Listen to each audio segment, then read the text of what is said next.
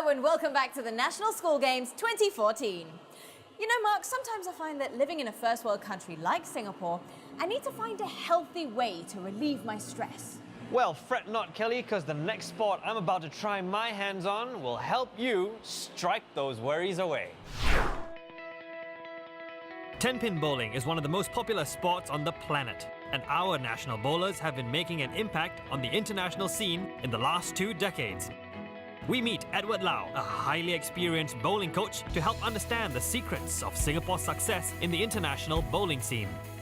Hi, Edward. Hi, Mark. Nice to meet you. Yep. Wow, you look so graceful with your style, the way you bowl just now. I'm excited. I want to bowl too.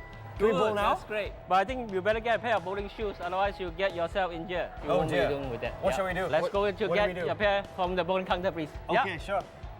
Bowling have been one of the not very popular sports in the 90s. It only picked it up during the first Asia Youth Game, where you see our bowlers really shine in the competitions and tournaments. Then we realized that that was something that will be interest a lot of people. So, now we are here. Can you teach me how to bowl? Of course. All right, first thing first, you got to make sure that you get a right bowling ball. To fit my hands?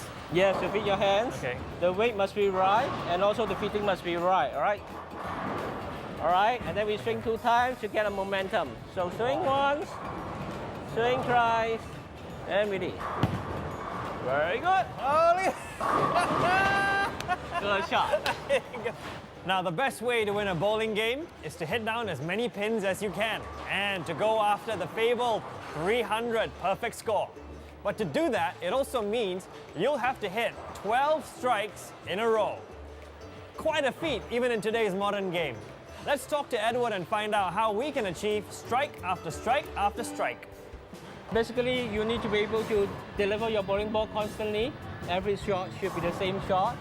And then you got to get your ball to what we call as a pocket. That will get you a bigger chances in getting a strike. The pocket basically composed of 2 pins. Okay. If for a right-hander, the pin 1 and the pin 3. There's also another pocket which is consists of pin 1 and pin 2. That actually consists of a cross pocket for a right-hander, but a correct pocket for a left-hander. Okay. Once you get into a pocket, you get high chances to get into a strike.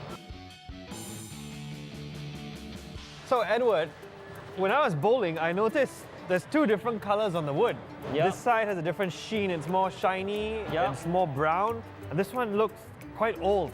Why is that? Basically, the bowling center will have to oil the bowling lane because first it will help you to protect the lane surface. You realize that the bowling ball are hitting on the lane itself, so they got to make sure that it's being protected so they can last longer. Secondly is that once they oil on the lane itself, it actually creates more difficult for the bowlers to bowl. The key part of it is that the bowlers have to recognize that how the pattern is going to affect their ball motion.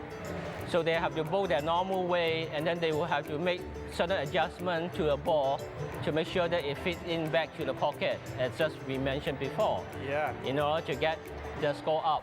After spending some time with Edward, I've come to realize that bowling is not a sport that relies solely on speed and brawn, but more about dedicating the time to perfecting your technique. It's also a great way to spend your time with your family and friends. So what are you waiting for? I'm going to perfect my technique today. I'll see you in the bowling alley.